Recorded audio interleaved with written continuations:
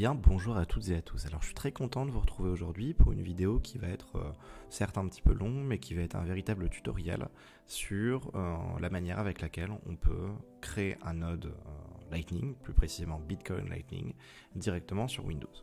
Alors déjà, la première chose que je viendrai à dire, c'est que, sans trop rentrer dans les détails de ce que c'est le Lightning et son fonctionnement, on le sait, Bitcoin est une blockchain qui a une surcouche qu'on appelle le Lightning. L'objectif du Lightning Network, c'est quoi? C'est tout simplement en fait faciliter des transactions de telle manière à ce qu'elles soient d'une part beaucoup plus rapides, on appelle ça la scalabilité. Pour vous donner un exemple, on peut avoir 7 transactions par seconde sur le réseau Bitcoin contre théoriquement 1 million sur le réseau Lightning par seconde. Et puis en plus de ça, des frais qui sont beaucoup moindres. Quand on va sur la même pool actuellement, on voit que les frais sont très importants. Là actuellement, le 18 décembre, on est prêt à près entre 10 et 20 dollars de frais par transaction, alors que concrètement sur le Lightning Network, c'est l'équivalent de quelques dizaines de satoshi, soit quelques centimes d'euros tout au plus maximum. Donc c'est une surcouche de Bitcoin et pour cela on va avoir besoin donc nécessairement de pouvoir en gros régler notre nœud Lightning pour qu'il puisse avoir les informations de notre blockchain principale, etc.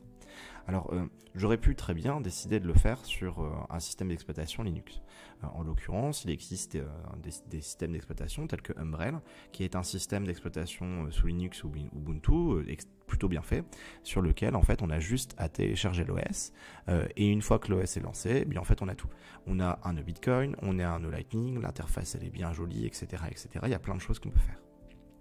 Le problème, c'est qu'au niveau de mes PC, je les utilise quasi exclusivement, à l'exception de mes rigs de minage, quasi exclusivement tous sous Windows.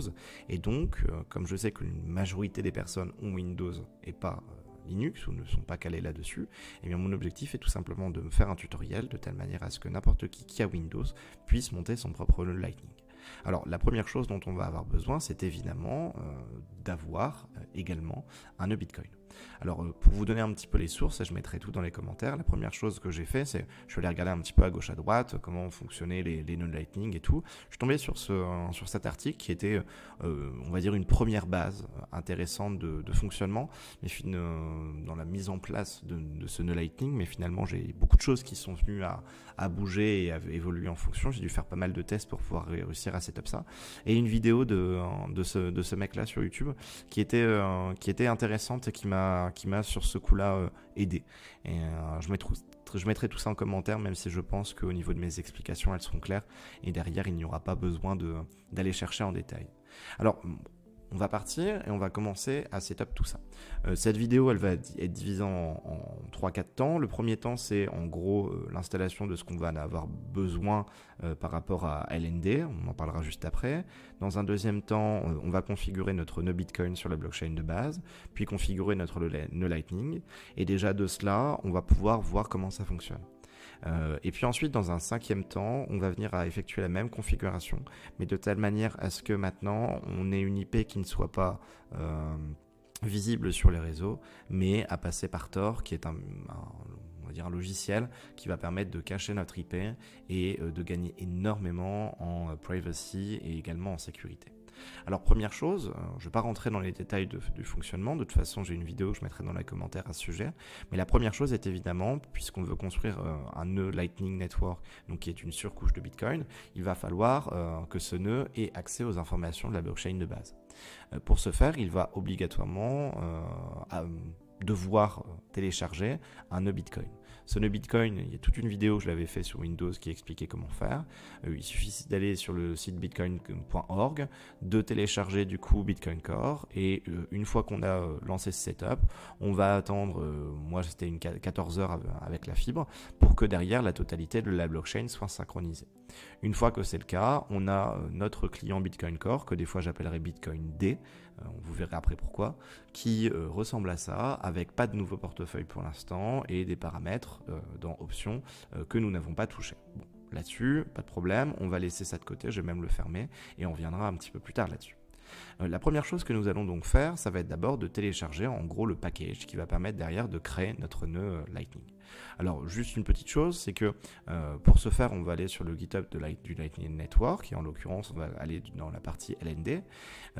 Faites juste attention à une chose, c'est que encore une fois, comme on va venir télécharger on on va dire, des fichiers qui ont été développés par l'ensemble de ces contributeurs. Effectivement, il y en a beaucoup. Effectivement, c'est un projet où il y a pas mal de requests, où il n'y a pas eu pas mal de problèmes ces derniers temps, mais justement, ils sont en train de construire depuis des années là-dessus. Il y a quand même pas mal de personnes qui suivent ce projet.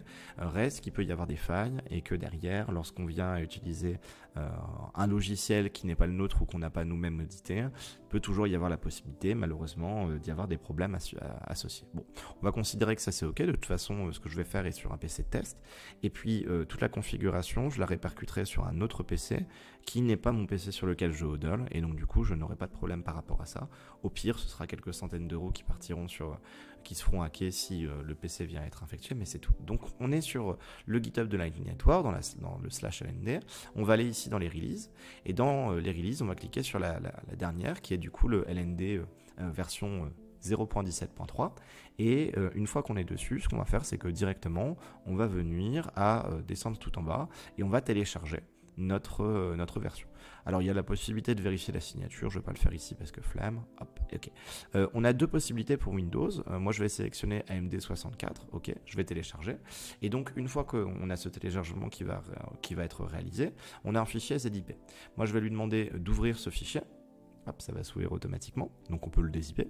Et j'ai un petit dossier avec deux fichiers .exe. La première chose qu'on va faire, c'est que ces deux fichiers, je vais venir les sélectionner, donc CTRL-C, et je vais venir en fait les mettre directement dans le home de mon PC. C'est quoi le home de mon PC? C'est simple, je vais aller dans ce PC, je vais aller dans le disque C, et ensuite je vais aller dans utilisateur. Alors dans utilisateur, vous devriez voir à peu près ça. Bon, il y a plein de choses qui vont être modifiées, c'est normal. Moi je vais aller dans l'utilisateur sur lequel je me suis connecté sur ma session Windows, qui est l'utilisateur admin, et en fait là-dedans, je vais venir coller directement les deux fichiers dont on vient de parler. Donc je vais faire CTRL-V et on voit qu'on a deux fichiers qui se mettent ici et maintenant on a le NNCLI et le LND qui sont là, qui viennent d'être copiés. À l'intérieur du répertoire, c'est c2./users et donc du coup le nom de votre utilisateur. Ça permettra beaucoup plus facilement dans le futur, entre guillemets, dans la suite de notre vidéo, de pouvoir faire appel à ces deux fichiers. Bon, une première partie de notre installation qui est déjà terminée. La deuxième installation, enfin la deuxième partie de notre installation va être la suivante. On va s'intéresser maintenant à notre client Bitcoin Core, qu'on appelle aussi des fois Bitcoin Qt. Alors, premièrement, je vais le lancer et je vais vous montrer également à quel endroit il se situe. Il se situe dans C, dans utilisateur, dans admin, donc toujours encore une fois notre utilisateur de base. Et là, une petite particularité, c'est que pour y accéder, il va falloir qu'en fait, on aille dans un répertoire qui est caché. Pour le décacher, on va aller dans affichage et dans éléments masqués. Et on a de nouveaux trucs qui s'affichent, dont AppData. Dans AppData, on va aller dans roaming et là-dedans, on a un dossier qui s'appelle Bitcoin. Alors juste une petite remarque, il existe un autre dossier qui s'appelle Bitcoin. Si on va, hop, j'ai fait une petite bêtise, si on va dans programme, il y a ici quelque chose qui s'appelle Bitcoin avec un fichier bitcoin.conf. En gros, ça c'est des trucs auxquels on ne touche pas. C'est, on va dire, le truc de base. Nous, ce qui va nous intéresser, c'est là où on va faire nos modifications. Et donc c'est pour la raison pour laquelle on est allé directement, et c'est là où s'installe Bitcoin, dans le répertoire, enfin dans le fichier AppData, roaming. Et là-dedans, on va s'intéresser à un fichier extrêmement important qui est le fichier bitcoin.conf. Alors, déjà, la première chose, c'est que si je vais dans Wallet, on voit que le dossier est vide, ce qui est normal, puisque du coup, je n'ai pas de wallet. Si je lance le settings.json, on voit que dans Wallet, pareil, ici, je n'ai rien, puisque du coup, en l'occurrence, mon client Bitcoin ici est totalement vide. Enfin, en tout cas, j'ai pas de wallet, c'est ce qu'on observe là. J'ai des petits paramètres qui sont présents en plus, mais de toute façon, ces paramètres, on va en parler incessamment sous peu. Donc là, c'était pour vous montrer un petit peu où se situe le fichier bitcoin.conf qui nous intéresse. Donc ce fichier bitcoin.conf, hop, je vais faire, hop, je sais pas pourquoi est-ce que j'en ai deux qui ouverts. Ok, c'est pas grave. Je vais en garder qu'un seul ouvert. Hop, ok. Et je vais le laisser sur le côté qui est à droite. Super.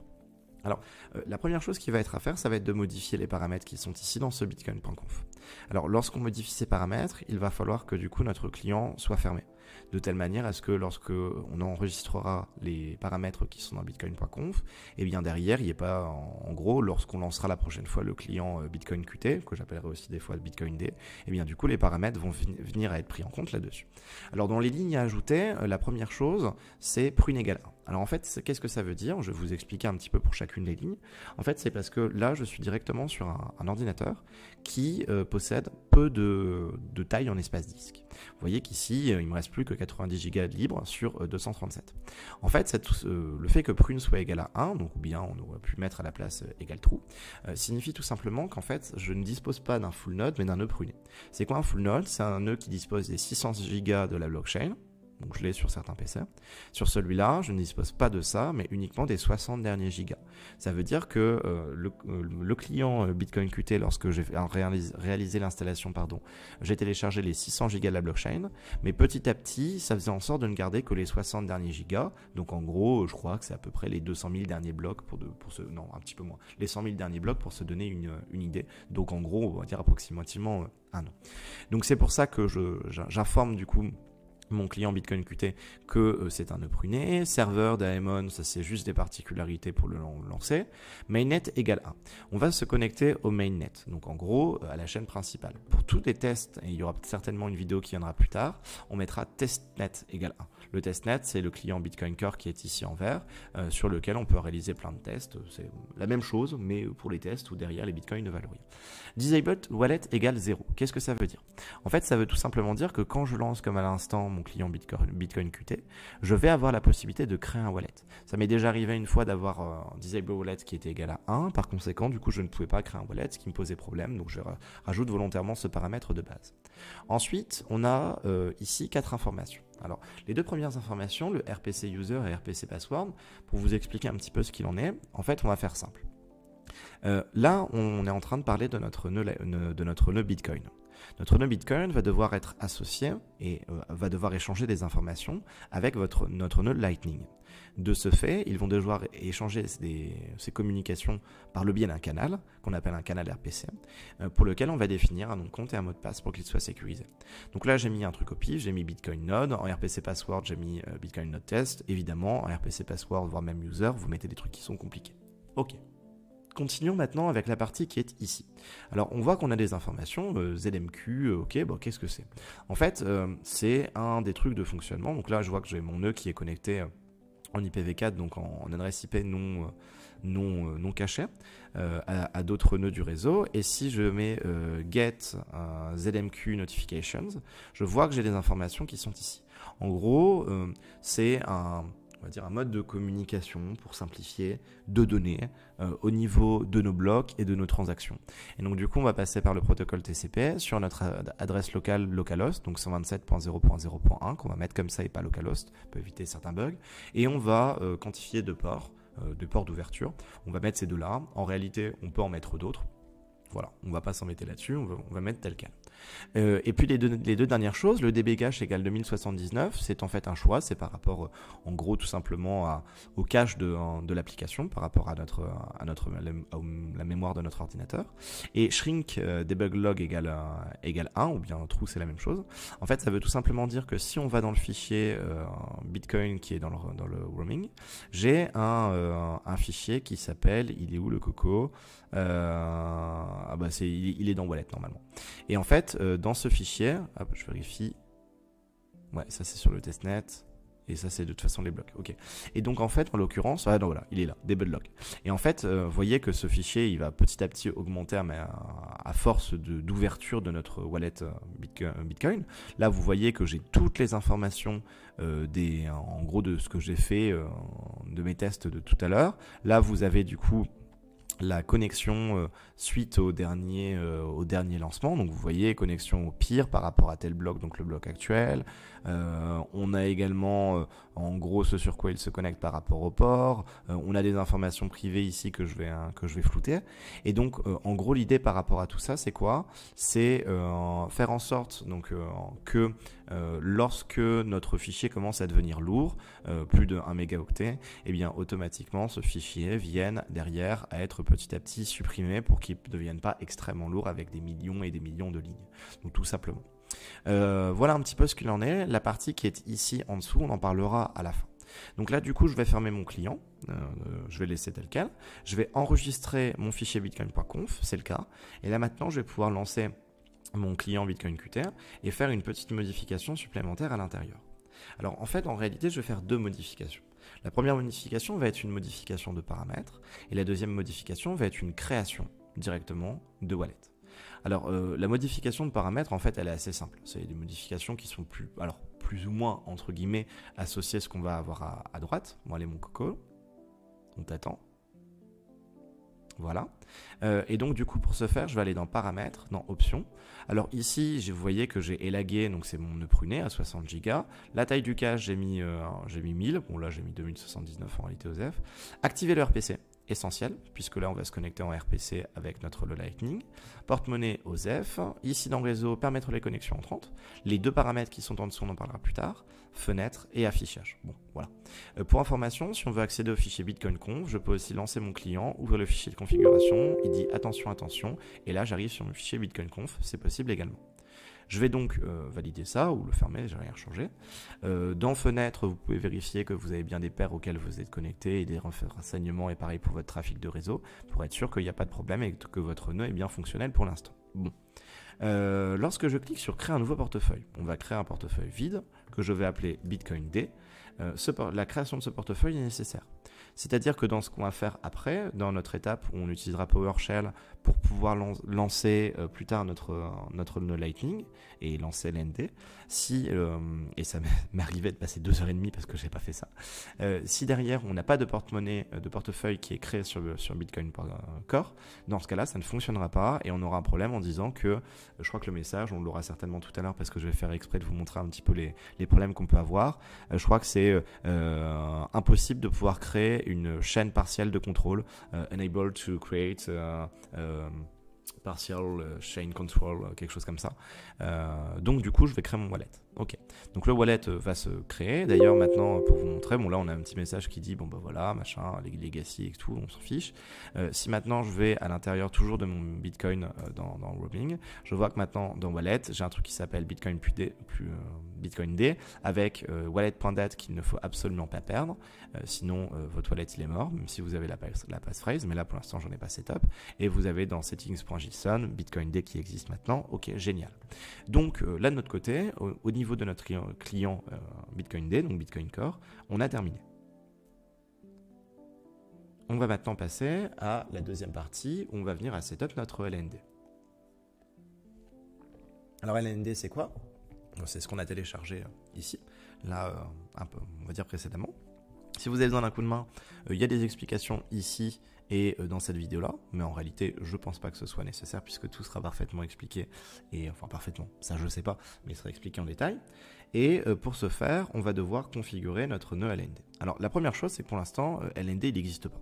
Parce que la seule chose que j'ai faite, c'est qu'à l'intérieur de mon dossier utilisateur, le nom de votre utilisateur, vous avez juste copié les deux fichiers qui s'appelaient, ils sont où les cocos, LNCLI et LND. C'est tout.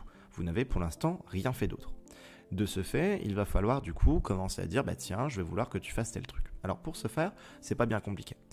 Déjà ici, vous voyez qu'on est bien dans C users admin. Donc ici, je suis bien dans C users admin. Et donc je vais pouvoir faire, c'est pour ça qu'on les a mis là, un appel directement à mes deux programmes. Le premier programme que je vais appeler, c'est lnd.exe.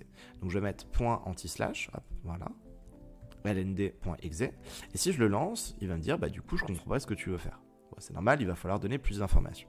Donc il nous dit, va falloir déjà configurer en mettant Bitcoin active. En gros, c'est une commande qui va permettre de dire que on va vouloir lancer avec, en gros, le fait qu'on est sur Bitcoin. Et plus précisément, est-ce qu'on est sur le mainnet, sur le testnet, sur le simnet, sur le ragtest, enfin bref. Donc on va mettre qu'on est sur le mainnet. Si on veut être sur le testnet, on mettra testnet. Ok, je vais lancer, et puis là, il nous dit, bah tiens, il y a un problème parce qu'on n'arrive pas à se connecter à ton nœud. Donc, il va falloir que tu nous donnes des informations par rapport à ton btcd.conf, qui en fait, en l'occurrence, est l'équivalent du bitcoin conf qu'on a ici à droite. Donc pour ce faire, on va ni plus ni moins que rajouter des informations par rapport en fait au canal RPC, donc au canal de communication entre notre nœud LND qu'on est en train de setup et notre nœud Bitcoin que nous avons déjà. Alors première chose, je vais me rajouter une petite ligne qui est debug level égale debug, qui nous permettra s'il y a des problèmes de nous donner des informations potentielles. Et puis ensuite, on va déjà setup le nom de notre node. En gros, on va dire que tiens, notre Bitcoin node, c'est un node dont le nom, entre guillemets le nom, enfin c'est pas vraiment le nom, mais s'appelle Bitcoin D. C'est pour ça que depuis le début, quand je parle du nœud Bitcoin, je réfère soit à Bitcoin Core, soit à Bitcoin D. Ok. Et puis maintenant, on va setup notre canal de communication. Donc on va maintenant mettre Bitcoin D, puisque maintenant on est rentré dans notre nœud qui s'appelle maintenant Bitcoin D, donc c'est pour ça que maintenant je vais commettre Bitcoin D, .rpc user, et le RPC user est exactement le même que celui que nous avions à droite. À droite, ici, dans notre Bitcoin conf, nous avions Bitcoin node, donc je vais coller Bitcoin node, super.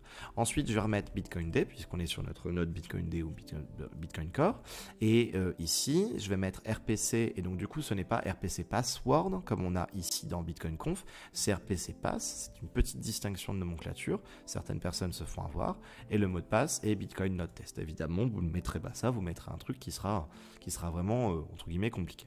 Si je le lance, il ne va pas réussir à communiquer. Il va demander des informations par rapport justement au fameux truc ZMQ dont on parlait juste à droite. Voilà, ici, il n'a pas réussi à lancer ça. Donc du coup, ce que je vais faire, c'est que pour ce faire, je vais aller un petit peu plus loin. Je vais donc du coup devoir rajouter une ligne en plus, entre guillemets, qui va être 2 points Bitcoin D. Point. Et ici, je vais rajouter tout le ZMQ block. OK. Et puis, je vais faire la même chose avec Bitcoin D. Et je vais rajouter tout le ZMQ transaction, qui va permettre sur 2 ports différents de communiquer entre mon nœud LND par rapport au bloc avec mon nœud sur le port 28332 et par rapport aux transactions sur le port 28333 en local. Hop, je vais lancer. Et là, maintenant que cela est fait, il nous dit, bon, bah, il y a toujours un petit problème avec la communication bitcoind.rcp. Ah bah oui, bah, c'est normal, c'est pas RCP, c'est RPC. Donc, pensez à bien vérifier, en l'occurrence, ce que vous avez décrit. Moi, ça m'est déjà... RPC, ok. Ça m'est déjà arrivé de, juste parce que j'avais oublié un point au niveau d'une adresse IP, de me retrouver en difficulté. Alors je vais le lancer et là vous voyez que vous avez plein de choses qui viennent de s'afficher. Ok, c'est super. Et donc du coup maintenant ce qu'on va devoir faire, c'est la chose suivante, c'est que on va venir directement. Il nous dit, on attend que que tu rentres entre guillemets un mot de passe encrypté de ton portefeuille. Et pour ce faire, soit tu fais unlock, lnkey unlock, soit lnkey create. Donc là, comme ici à gauche dans notre PowerShell de gauche, donc PowerShell, pardon, je suis désolé, j'aurais dû le dire plus rapide, enfin dès le départ, au début où j'ai commencé à l'utiliser. Qu'est-ce que c'est que PowerShell? Alors en fait, je pense qu'il y en a beaucoup d'entre vous, hop, et je vais mettre ça à droite pour que ce soit plus pratique. Voilà. Je pense qu'il y en a beaucoup d'entre vous qui connaissent la CMD. Bon, la CMD, on peut faire plein de tests super sympas. Bref, on peut faire des choses rigolotes, etc., etc. Et là, on voit par exemple tous les ports qui sont ouverts sur notre PC. Bon, bref.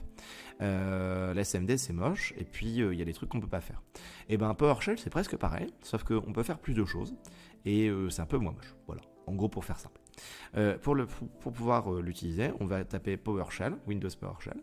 Et moi, ce que j'ai fait, c'est que j'ai fait clic droit et j'ai fait attacher à la barre des tâches. De telle manière à ce que j'ai mon PowerShell qui soit toujours ici et que ce soit plus pratique pour le lancer. Bon, bref.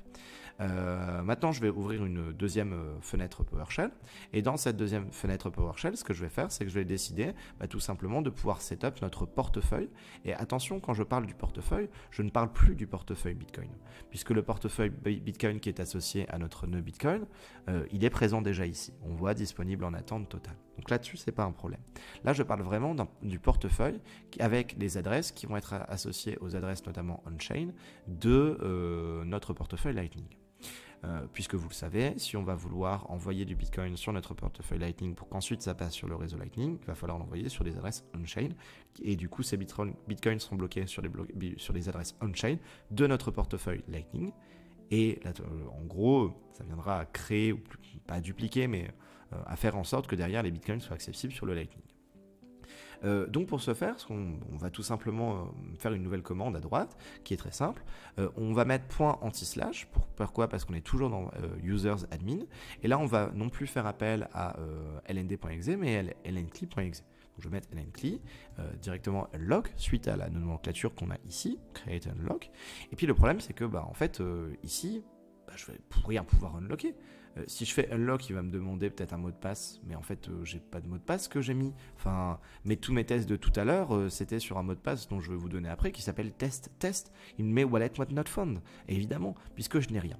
Par contre, il y a une petite particularité, c'est que sur ce que nous avons fait à gauche, lorsqu'on a lancé toute, c'est la commande qui est présente ici, toute cette commande-là est venue rajouter un petit truc en plus.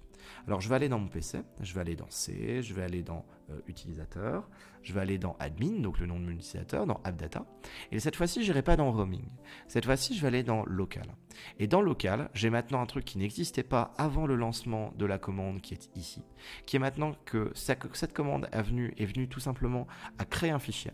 Ce fichier s'appelle LND, et dans le fichier LND, on a des informations. Déjà, on a les logs, associé en fait à ce qu'on est en train de faire. Donc là, le LND log, voilà, vous comprenez tout à fait ce que ça veut dire. On a des certificats, mais ça on s'en fiche. Et puis dans data, on va avoir ici dans le chain, Bitcoin, mainnet. Et là, on va avoir des informations liées à un futur wallet que nous allons créer. Pour l'instant, notre wallet n'est pas créé. Donc pour ce faire, on va devoir le créer. Donc là, je vais remonter et à la place de faire un log parce qu'il n'y en a pas, je vais faire create. Je vais décider de donner un mot de passe à ce wallet. Donc ce mot de passe va être test. Donc c'est un mot de passe débile. Évidemment, utiliser un mot de passe compliqué. Il faut plus de 10 caractères. On me demande de le confirmer. Je vais remettre la même chose. Est-ce que j'ai une seed? Non. Vous pouvez rentrer directement une seed. Ici, je ne veux pas l'encrypter par un nouveau mot de passe, par un pass supplémentaire. Et là, il va me dire qu'il va générer une nouvelle seed directement. Cette seed, je ne vais pas la conserver parce que de toute façon, je suis en train de vous faire des tests avec vous. Pourquoi ça ne le génère pas? Parce que ici, à droite, à gauche, je suppose que là, je l'ai laissé en couleur. Donc, je vais faire ça et voilà. Et vous voyez que ici, hop, je vais le couper en sélectionnant ça, donc il va s'arrêter à droite, à gauche. Là, vous avez votre nouvelle seed, donc liée au nouveau wallet que vous venez de créer. Il vous dit attention, il faut absolument que vous le conserviez. Et puis si maintenant je réactualise mon dossier, hop, je vais retourner dans mon dossier LND. Alors dans Logs, rien n'a changé. Dans Let's Encrypt, rien n'a changé. Mais maintenant dans Data, si je vais dans Chain, on va avoir plus d'informations, un fichier wallet.db, qui est le fichier qui nous correspond, qu'on vient de créer. Dans Graph, il n'y a rien qui s'est créé supplémentaire. Et dans Watchtower, on n'en a pas créé, donc même chose. Mais donc du coup, la création de notre wallet a véritablement créé sur le mainnet un fichier qui s'appelle wallet.db. Bon, alors je vais pouvoir release la bête. Hop, je vais appuyer sur Entrée. Et là, vous voyez qu'ici, tout est en train de se lancer puisque tout est bon. À droite, on a LND successfully initialized. Ça veut dire que notre nœud LND est bien lancé. Et là, je vais le mettre en pause. Hop. Et là, on voit qu'en gros, ce qu'il est venu faire, on était initialement à ici, waiting for wallet, donc il attendait le mot de passe. Là ici, le wallet était demandé, wallet n'était pas trouvé, c'est le test qu'on a fait. Ensuite, le wallet a été ouvert, il a mis sur la chaîne Bitcoin, il a commencé à lire justement via le protocole ZMQ sur nos deux ports qui sont ici, avec notre nœud Bitcoin qui est là, qui lui est connecté à des pairs, et donc derrière, il a pu avoir les informations sur la blockchain. Il a commencé donc ok, il a commencé à regarder du coup le premier bloc. C'est toujours comme ça que ça fonctionne, c'est le premier. Et ensuite, il a regardé du coup le dernier bloc, puisque j'ai un nœud pruné qui est ce bloc-ci. Et ensuite, il a regardé les informations associées aux adresses IP de mes pairs, etc., etc., etc. Et puis, il a commencé à envoyer des informations. Et là, maintenant, je vais le lancer. Et vous voyez qu'il est en train de se synchroniser, de recevoir des informations, des messages des autres pairs qui sont à gauche, à droite, des nouvelles transactions. De telle manière, tout simplement, à ce que notre wallet, en fait, quand je parle de wallet, je veux plutôt dire notre nœud Lightning, puisse avoir toutes les informations à l'instant T associées à notre nœud Bitcoin, puisque s'il y a la création d'un canal qui s'effectue, en fait, il faut forcément qu'il y ait une transaction on-chain à la base qui soit réalisée, et donc de ce fait, cette transaction on-chain ne peut être connue par notre nœud Lightning uniquement s'il y a derrière des informations qui sont envoyées par notre nœud Bitcoin. Donc techniquement parlant, nous avons terminé, nous disposons désormais d'un nœud Lightning, c'est tout. Alors il y a une petite particularité, et puis je vais décider de couper notre nœud Lightning là maintenant. c'est que, hop, je vais fermer mes deux PowerShell, je vais relancer mon PowerShell ici. Lorsque nous avons lancé notre PowerShell, vous voyez un truc qui est vachement sympa, c'est que juste en montant avec la flèche du clavier, on a nos dernières commandes qui sont lancées. Vous voyez, pour lancer le lnd.exe, donc lancer notre lnd tout simplement, donc notre nœud Lightning daemon, il a fallu mettre toute cette commande-là. En fait, il est possible de ne pas avoir à lancer tout ça, mais de juste avoir à lancer comme commande ._lnd.exe. Même d'ailleurs, je pense que lnd fonctionne tout seul, mais je vais laisser lnd.exe. Le problème, c'est que si je fais ça tel quel, ça ne marchera pas. Donc pour ce faire, je vais retourner directement à l'intérieur de C. Bon, vous voyez, c'est tout le temps la même chose, hein, admin, abdad local, dans notre dossier lnd.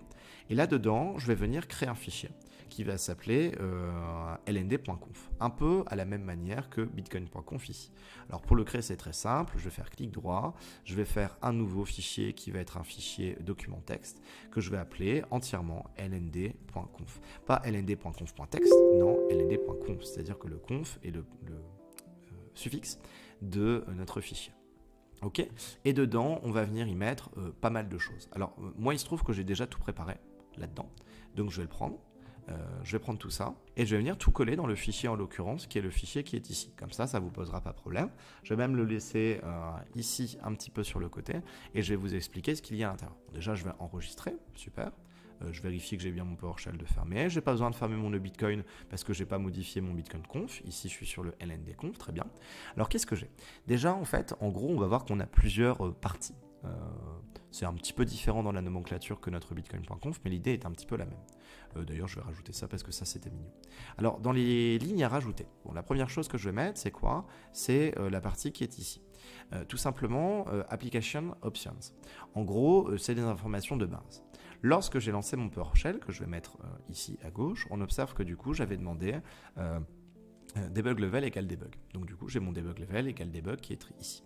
Toute la partie sur Tor, je vais la laisser volontairement avec un hashtag devant, c'est-à-dire qu'elle n'est pas visible pour le moment. Je l'utiliserai dans la dernière partie de la vidéo. Ensuite, on a vu qu'on a mis Bitcoin Active, on a mis Bitcoin Mainnet, et on a mis que notre Bitcoin node était Bitcoin D, c'est-à-dire notre Bitcoin Core qui est ici. Donc dans la section Bitcoin, et les crochets ici sont essentiels, j'ai bien mon Bitcoin actif qui est en true, autrement dit en 1, pareil pour le mainnet, pareil pour Bitcoin node. Si je veux le faire la même chose sur le testnet, je vais mettre ici testnet et pas mainnet. Très bien, on continue. On a ensuite le Bitcoin D RPC User, RPC Pass, le ZMQPub et le ZMQPub pour le bloc et pour les transactions, qui sont présents également ici. Avec le user, le pass, le bloc et le TX. J'ai rajouté une dernière chose, c'est le RPC host ici, qui est en localhost, mais mieux vaut mettre 127.0.0.1 pour être sûr et certain qu'il n'y a pas de problème. Et donc en fait, en ayant ce fichier-là, qui est directement à l'intérieur de notre dossier LND, entre guillemets, en racine, vous voyez, ici dans local, j'ai LND, il est ici, donc il est en racine. Et bien, ce qui se passe, c'est qu'en fait, je n'ai plus besoin, si je souhaite lancer LND, de faire tout ça. J'ai juste besoin de faire lnd.exe. Et automatiquement, ça va aller chercher les informations de notre fichier. Et donc, par conséquent, ça vient tout load. Et puis, une fois que c'est fait, maintenant, à droite, je vais lancer mon deuxième. Je vais maintenant faire du coup ._lncli et puis du coup je ne vais pas vouloir faire create. D'ailleurs tiens, truc marrant, si je décide de faire create et puis du coup je l'appelle n'importe quel mot de passe, celui que vous voulez, pas de seed, je m'en fiche, il va vous dire c'est pas possible parce que le wallet existe déjà. Parce qu'en fait dans mon dossier LND actuel, j'ai déjà un wallet qui est existant puisque j'ai déjà un fichier qui s'appelle wallet.dat. wallet.db pardon, qui est ici, et donc par conséquent il ne le comprend pas. Moi la seule chose que je peux faire c'est du coup unlock, et donc en unlockant avec mon mot de passe test, hop, voilà, c'est bon, c'est lancé, et à gauche on est en train, l'autre LND vient de lancer notre nœud. Donc voilà un petit peu ce qu'il en est. Et donc en fait maintenant, si vous voulez lancer directement votre nœud, eh bien il vous suffit juste premièrement de lancer Bitcoin Core, c'est tout, qui est configuré avec notre ça, donc ça maintenant je pourrais le fermer. Et une fois que c'est lancé, de lancer notre première fenêtre PowerShell dans laquelle on met juste notre point anti-slash, tiens je vais le lancer, je vais refaire les deux, comme ça vous voyez bien les deux, vous êtes sûr. Hop. Voilà. Donc si maintenant vous voulez lancer votre nœud Lightning, il vous suffit juste de faire les étapes suivantes. Première étape, vous lancez Bitcoin Core. Deuxième étape, vous lancez PowerShell en ._lnd.exe. Hop, vous lancez et vous attendez. Troisième étape, vous allez ici à droite avoir votre deuxième PowerShell avec votre lncli et du coup vous allez soit create soit unlock, mais en l'occurrence c'est unlock. Vous vous attendez avant d'unlock que votre nœud Bitcoin soit bien connecté, donc là c'est pas encore le cas. Tiens, faisons un petit test, un truc que vous verrez certainement. Dans le mot de passe, du coup je vais mettre le mot de passe en question, hop, il a mal pris, test.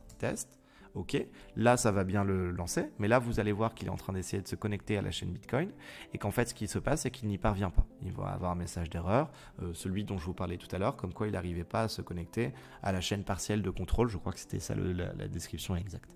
En fait c'est tout simplement parce que ici mon client Bitcoin Core n'a pas été lancé, tout simplement. Donc il suffira juste une fois de relancer la commande, de pouvoir lancer notre nœud. On l'a ici, il nous dit tiens on n'arrive pas à créer en gros à se connecter à la chaîne partielle de contrôle. Il nous dit que j'ai pas de réponse.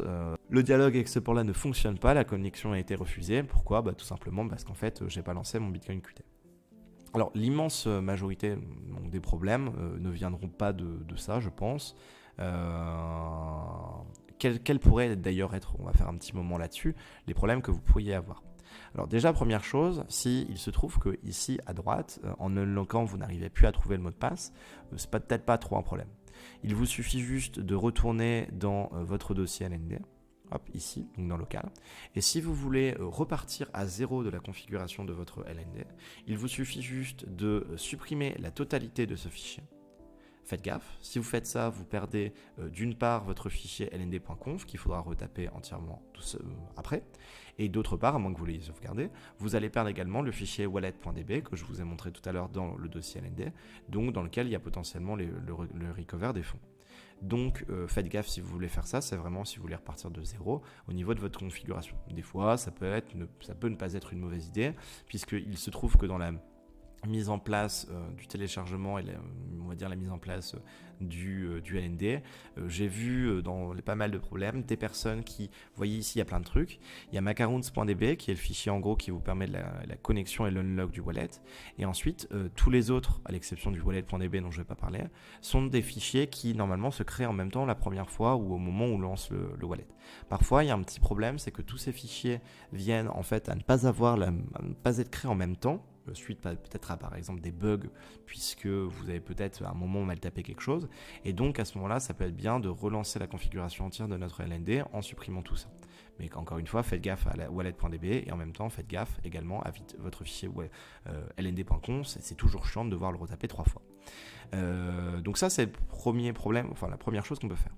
La deuxième chose qu'on peut faire, c'est évidemment bien faire attention à ce que derrière on ait bien notre Bitcoin Core qui soit lancé. Troisième chose qu'on peut faire, relancer le PC. Aujourd'hui j'avais un problème, j'avais le même message d'erreur mais pas la même suite. Il ne venait pas à se connecter à la chaîne de contrôle Bitcoin. En fait j'ai relancé mon PC après une petite sieste et derrière tout a fonctionné parfaitement. Donc ça peut être un truc en tête. Et puis, autre chose aussi, et je pense que c'est le plus important, c'est que quand vous décidez la première fois de lancer votre commande globale, donc c'est-à-dire cette commande-là, soyez absolument sûr d'avoir absolument les mêmes paramètres ici que ce qu'il y a à gauche. Typiquement, n'oubliez pas le ZMQ. N'oubliez pas que ici, dans Bitcoin Conf, c'est password, alors que ici, c'est pass. Setupez les mêmes ports, donc 28, 332, 333, la même chose ici, etc., etc. Petite remarque, si je décide d'aller sur la CMD et que je décide, allez coco, hop, CMD et que je décide de faire netstat-a, on va voir tous les ports qui sont actuellement ouverts sur ce PC. Les ports qui sont présents ici, 28, 332 et 333, ne l'étaient pas initialement. Pareil pour le port 8333, 8332, 8334, qui sont des ports utilisés par Bitcoin Core. En fait, ces ports vont tout simplement, pareil pour les deux qui sont ici, automatiquement s'ouvrir. Mais pourquoi est-ce que je vous parle de ça? Parce que imaginez tout simplement que, j'en sais rien, vous avez plein de trucs sur votre PC qui tournent et que les ports 28332 et 28333 soient déjà utilisés par un autre programme. Eh bien, il est possible que là derrière, lorsque vous lancez tout ça, vous ayez un problème qui vous dit c'est pas possible, on n'y arrive pas. On n'arrive pas à s'y connecter avec un truc du style l'ordinateur cible l'a expressément refusé. Ça veut tout simplement dire qu'en fait, derrière, eh bien, en fait, vous avez vos ports qui ne sont pas disponibles, donc il faut avoir des ports en question qui sont aptes à pouvoir accepter la connexion. Ok, donc là, j'ai fait un petit tour de tous les problèmes. J'ai mis quelques problèmes ici à gauche à droite. Donc là, un problème par rapport aux ZMQ Block Events. Si on veut vérifier que ZMQ fonctionne, donc je répète, ZMQ c'est par rapport à ce qu'on a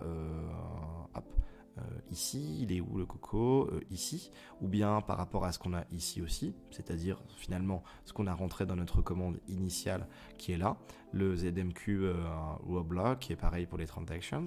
En fait, il suffit juste d'aller pour vérifier que ZMQ fonctionne bien dans console et on va taper get ZMQ notifications.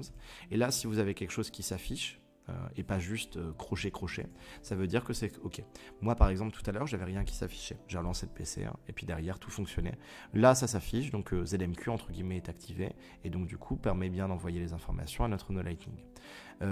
D'autres informations sur le LND-conf qu'on peut rajouter, des informations par rapport en gros à ce qu'on vient de faire. Bon, là, c'est de la documentation.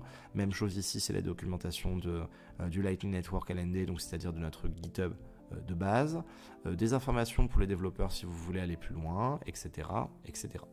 Donc voilà un petit peu là où on en est. Pour faire simple, nous avons terminé la configuration de notre nœud Lightning, tout fonctionne parfaitement. Néanmoins, il y a un énorme problème. Il y a un énorme problème, c'est que là, concrètement, si on regarde sur nos paires, nous sommes connectés en IPv4 ou IPv6 avec des paires. Ça veut dire tout simplement qu'en fait, notre adresse IP est actuellement parfaitement visible par le réseau. Ça veut dire que si derrière, le réseau souhaite, par exemple, quelqu'un qui chope notre IP parce que du coup, il a son nœud et il décide de nous casser les pieds, la personne peut parfaitement décider de venir à tout simplement lancer une attaque type DDoS sur notre nœud avec notre adresse IP en question. Du coup, notre objectif désormais va être de sécuriser notre nœud Lightning de telle manière à ce que toutes les informations passent d'une part par un protocole de communication chiffré qui s'appelle le protocole, en gros qui est passé par Tor, qui est en gros un système de routage en oignon qui va chiffrer toutes nos données et les cacher, et cacher également notre adresse IP pour pas qu'on soit visible. Alors ce PC là, il est déjà niqué, hein, parce que concrètement sur le réseau, son adresse IP a déjà été visible. Ça, au pire, c'est pas grave. À la limite, de toute façon, je m'en fiche. Ce PC-là va repartir, entre guillemets, à la benne. Et derrière, mon nœud Lightning sera monté sur un PC qui sera entièrement neuf. Et derrière, il n'y aura aucune information en question qui sera associée à ce PC-là. Reste que on va devoir du coup configurer un petit peu tout ça. Alors je vais mettre mes deux fichiers LND-conf et BitcoinConf ici à droite et on va aller un petit peu plus loin. Alors la première chose qu'on va faire, c'est que déjà au niveau de notre antivirus, moi j'ai Kaspersky et je vais décider de suspendre la protection. Alors la suspension de la protection, en fait, elle a une raison, c'est parce que il y a un pare-feu par rapport à notre Kaspersky, enfin à mon antivirus, et cette protection fait qu'en fait les paramètres que je vais faire après par rapport au firewall de Windows ne sont pas acceptés parce que Kaspersky va bloquer ce que je vais faire. Donc je vais vous expliquer toutes les choses en détail. Donc la première chose, si ça bloque, ça peut peut-être venir de là. Moi ce que je vais faire, c'est la chose suivante, c'est que je vais déjà aller sur le firewall de Windows. Donc là c'est très simple, on va taper firewall, pare-feu Windows Defender, blablabla. Je vais aller dans paramètres avancés. Et là, on va faire en sorte en fait de couper toutes les communications en inbound, donc en entrée, et en outbound, donc en sortie, de notre pare-feu. Première chose, je vais faire un clic droit là-dessus, propriété. Ça, pour information, j'en ai déjà parlé dans la vidéo qui est ici, comment connecter Electrum à Bitcoin Core, et plus précisément, ça c'était plutôt, d'ailleurs je dis une bêtise, ça c'était plutôt la création d'un nœud Bitcoin, mais j'avais fait une vidéo juste après, si tu veux bien, je sais pas pourquoi est-ce que tu lags mon grand. J'avais fait une vidéo après qui permettait d'expliquer comment chiffrer l'entièreté de son réseau, dis donc, qui est ici sécuriser la totalité de son trafic internet via Tor. Et dans cette vidéo, je venais justement expliquer la même chose que ce que je fais là maintenant. Donc en état du pare-feu, je vais l'activer et je vais décider de tout bloquer, de l'activer, tout bloquer, activer, tout bloquer. Et ici, il n'y a rien à me modifier. Moi, je l'avais déjà fait, à vous de faire la même chose. vous n'avez pas les mêmes settings. Et là maintenant, dans les règles de trafic entrant, on va venir sélectionner tout ce qu'on a ici. Alors hop, ça d'ailleurs je vais la supprimer puisqu'elle n'existait pas. Bon, tiens, je vais la supprimer, je vais faire de nouveau de 0. Donc je vais sélectionner un truc, ensuite je vais faire CTRL A pour tout prendre, clic droit et désactiver la règle. Et donc je vais désactiver toutes les règles qui existent déjà en inbound. Ok. Alors super, ça met un petit peu de temps, ça lag parce qu'il y en a des centaines et des centaines. Et une fois que c'est fait, je vais décider de créer une nouvelle règle. Cette règle va être très simple. Elle va bloquer tout ce qu'il se passe. Tout, de tous les ports en entrée. Hop, comme ça, on est sûr de ne pas avoir de problème. Donc, nouvelle règle. Hop, et dans cette nouvelle règle, je vais faire une règle qui va être personnalisée. Cette règle, je vais l'appliquer à tous les programmes, à tous les ports, et pour toutes les IP. Et cette règle-là, elle va bloquer toutes les connexions, et je vais l'appeler pour le domaine public, privé, et hop, block all. Donc elle est cache, cette règle. Et vous voyez ici que désormais, si je fais dans activer, on n'a qu'une seule règle qui est activée, c'est celle-là. Ça veut dire qu'elle bloque absolument tout. Alors pour l'instant, j'ai encore accès à Internet. Si je décide d'aller ici, si je fais, je sais pas, je fais comme recherche, blablabla, ça va quand même aller chercher sur Internet. Pourquoi ? Parce que ça, c'est de l'information qui est en sortie. Donc du coup, on va également s'intéresser à ça, aux informations en sortie. Et là maintenant, on va faire la même chose. Hop, pareil, je vais faire ça, hop, je vais supprimer ceci. Et je vais venir prendre toutes mes informations, clic droit, désactiver la règle. Alors juste avant de faire ça, je vais quand même vous parler d'un truc. C'est que là, je vais du coup couper en gros tout ce qui se passe dans le trafic sortant, donc c'est génial, parce que Windows ne pourra plus faire les mises à jour comme il le veut. Les petits programmes à gauche, à droite qui vont peut-être pas passer par du trafic chiffré, vont pas divulguer votre adresse IP. Tout passera pas absolument, obligatoirement par Tor, par un port qui sera le port 443 dont on va parler bientôt. Mais surtout, le truc le plus important, c'est qu'on va avoir besoin de Tor. Et donc du coup, pour ce faire, on va télécharger Tor. Vous allez sur le site de Tor Project, et derrière, vous allez télécharger directement Tor. Tor, c'est quoi ? En fait, c'est tout simplement un moteur de recherche. Si ici, je lance Tor, donc là, la mise en place est extrêmement simple. Si je lance Tor ici, en fait, on va se connecter directement par le biais d'un routage en oignon qui va venir cacher petit à petit notre IP. Le paramétrage de Tor, je vais vous en parler dans quelques minutes. Donc de ce fait, ce que je vais faire, c'est que je vais prendre l'installation de Tor, je ne vais pas passer plus de temps là-dessus parce que c'est vraiment très simple. Je vais donc sélectionner tout, je vais faire clic droit, je vais tout désactiver de la même manière sur le trafic qui est sortant. Donc désormais, il n'y aura plus aucun trafic sortant qui sortira de mon ordinateur. D'ailleurs, ici, le petit truc Wi-Fi, vous allez voir que ça va venir à changer. Ça va prendre un petit peu de temps, quelques dizaines de secondes, ou peut-être une minute. Mais ensuite, ici, je n'aurai plus accès à aucun réseau, puisque j'ai tout fermé. Hop. Et ensuite, on va créer une nouvelle règle. Cette nouvelle règle, elle va permettre de sortir uniquement sur un port donné, un port qui est chiffré, les informations qu'on veut. Donc là, si maintenant je fais activer, vous voyez qu'on n'a que du non. Pourquoi ? Parce que, voilà, il n'y a plus rien qui sort. Et si je demande de faire une recherche sur n'importe quel moteur de recherche, eh bien ici il nous dit non, ça ne marche pas. Pourquoi ? Tout simplement parce qu'en fait, en réalité, j'ai plus Internet en fait. J'ai tout coupé. Cet ordinateur n'a plus de connexion avec le serveur DNS et donc avec Internet. Donc voilà. Donc ça c'est fait. On a tout bloqué. Génial. On s'est occupé de notre antivirus. La dernière chose qui est nécessaire de faire maintenant, c'est d'aller à l'intérieur de tous nos paramètres qui sont ici et de modifier tous les paramètres de telle manière à ce que notre ordinateur ne vienne pas par exemple à réaliser les mises à jour comme il le souhaite ou bien à envoyer des données de localisation ou des choses comme ça pour être certain qu'au niveau de la sécurité, vous de votre côté, vous serez bon. Bon, et on a fait déjà un gros truc. Alors il reste juste un petit problème, c'est que derrière on n'a pas véritablement on ne s'est pas encore occupé à proprement parler de l'ouverture du port de communication sortant de Tor vers du coup le réseau extérieur et par lequel va passer d'une part notre nœud Bitcoin et d'autre part notre nœud Bitcoin Lightning pour pouvoir derrière échanger des données. Donc on va faire les choses petit à petit. La première chose que je vais faire, c'est que je vais déjà setup les paramètres de notre Bitcoin Qt, donc de notre nœud Bitcoin Core.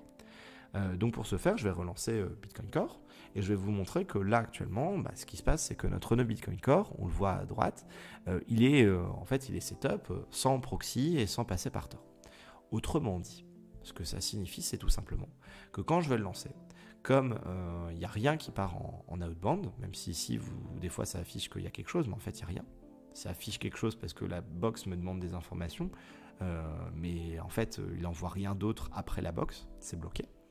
Je pourrais faire un Wireshark pour vérifier du coup les différentes communications qu'il y a avec la box et le réseau sortant, mais flemme de faire ça. Et si je vais aller dans fenêtre et là-dedans, vous allez voir qu'en fait, il n'y a rien qui va s'afficher. Alors que d'habitude, ça s'affiche tout de suite. Pourquoi ? Parce que comme il n'y a pas de réseau, il ne trouve pas des paires. Il n'y a rien qui se passe. Si je vais dans console et que je fais get ZMQ notifications, alors là, j'ai encore les informations puisqu'il les avait encore ancrées, donc ça, c'est pas un problème. Fonctionne, mais derrière, il n'y a pas d'information au niveau des paires parce que notre nœud Bitcoin n'est pas connecté au réseau, puisque tout simplement, actuellement, il n'y a pas de réseau, il n'y a pas d'ouverture vers le réseau extérieur. Mais le seul truc, c'est que nous, on était en IPv6, IPv4, donc avec notre adresse IP qui n'était pas chiffrée. Par conséquent, je vais maintenant vouloir justement passer par le biais de Tor pour chiffrer ça. Première chose.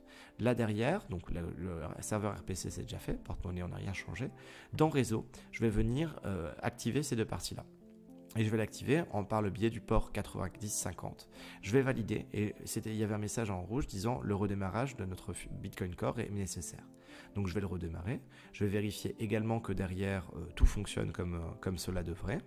Et notre nœud ne pourra toujours pas se connecter. Et bien tout simplement parce que je n'ai pas encore lancé Tor. Et je n'ai pas encore préparé Tor et notre fichier Bitcoin Conf pour que cela puisse fonctionner convenablement.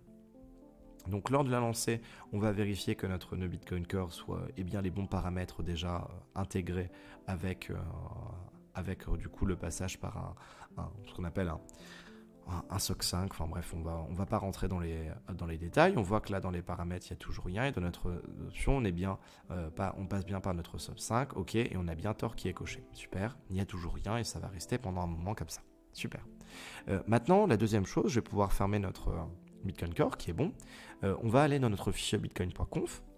Je rappelle, bitcoin.conf, il est dans quoi ? Il est dans ce PC, c'est utilisateur, le nom de votre utilisateur, AppData, donc il faut activer, roaming, et là-dedans il est dans Bitcoin, et là donc j'ai dans bitcoin.conf, et dans ce fichier bitcoin.conf, je vais rajouter une partie, donc ici les lignes pour Tor.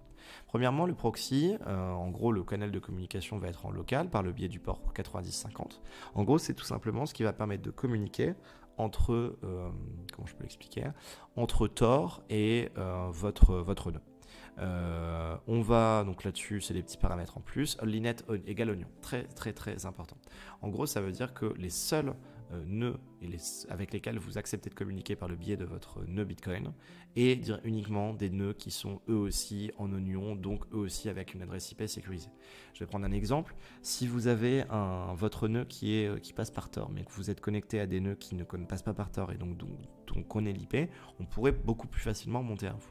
Et derrière, les informations par rapport au DNS. Donc là-dessus, je vais laisser. Ici, les deux sont en false, donc en 0. Ok. Et bien maintenant que ça c'est fait, je vais pouvoir relancer notre client Bitcoin. Et en fait, on aura toujours le même problème. On ne sera toujours pas connecté. Pourquoi ? Parce que même si maintenant notre bitcoin.conf est parfaitement correct, c'est-à-dire il est setup, et bien on va toujours avoir le problème en fait notre Tor il n'est pas lancé. Donc on va devoir faire une petite modification par rapport à Tor, et puis surtout le lancer, pour que cela puisse fonctionner. Donc, je vais attendre 2 secondes qu'il puisse se lancer entièrement, super. Je vais mettre ma fenêtre avec mes paires, vous voyez qu'il n'y a rien.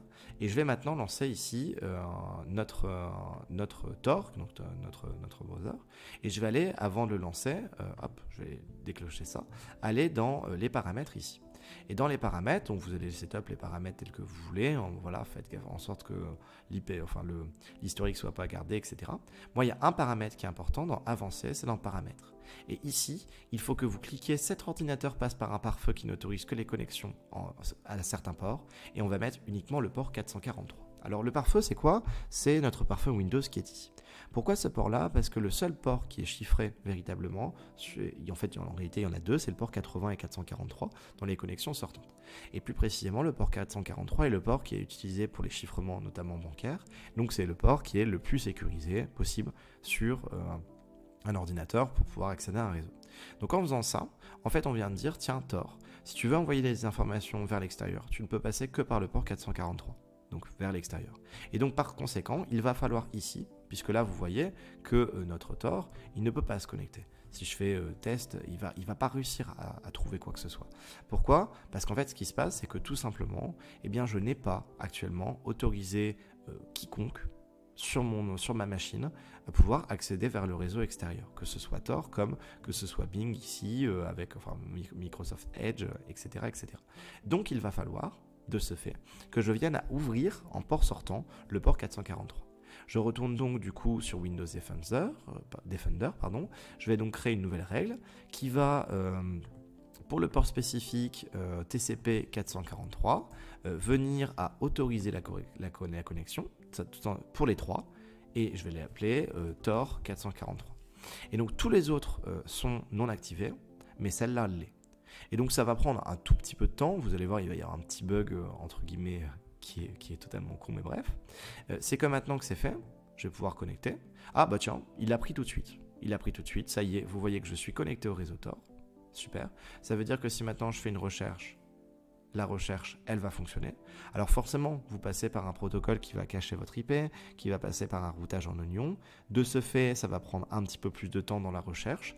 Et là, vous voyez maintenant ici à gauche que puisqu'il a compris que Tor fonctionnait, eh bien, d'une part, votre trafic ne passe vers l'extérieur que par le port 443 et votre nœud Bitcoin maintenant est donc allé chercher les informations de connexion à des relais, donc en fait à des nœuds, à d'autres nœuds Bitcoin et uniquement sur le réseau en oignon, autrement dit, uniquement passant par Tor. Autrement dit, on a un nœud Bitcoin Core qui est entièrement sécurisé passant par Tor,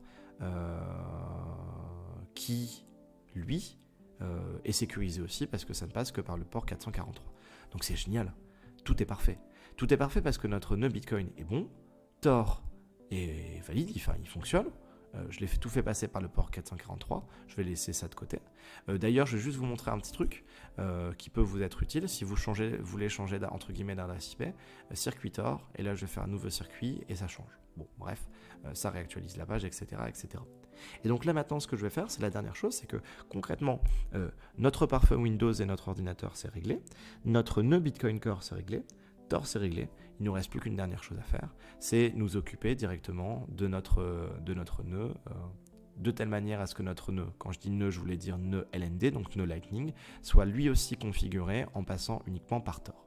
Alors, pour ce faire, j'avais mon fichier Bitcoin conf qu'on a réglé pour notre nœud Bitcoin. Maintenant, j'ai mon fichier LND conf, directement pour notre nœud LND. Alors, si je décide de le lancer, il ne va pas comprendre, il ne va pas pouvoir. Pourquoi? Donc c'est quand je dis lancer, c'est ._lnd.exe. Pourquoi? Parce que ici, il va vouloir se connecter directement avec les paramètres de communication et de configuration si on avait tous nos ports qui étaient ouverts. Or, on a tout fermé, sauf les ports qui sont donc le port 443 vers l'extérieur pour Tor et la communication avec Tor via un protocole SOC5 qui est un protocole de communication, une espèce de tunnel de communication entre Tor et le reste, donc notre client Bitcoin et notre client on va dire notre nœud Lightning qu'on est en train de setup. Donc pour ça, en fait, j'ai tout simplement les petits... Hop, ici j'ai fait un truc en trop. J'ai tout simplement ici les lignes que je vais rajouter. Alors donc pareil, la nomenclature dans lnd.conf est essentielle, donc entre crochets Tor. Il est actif, donc il est en 1, on pourrait mettre true si on voulait, donc voilà. On va passer sur le SOX en 127.0.0.1.90.50.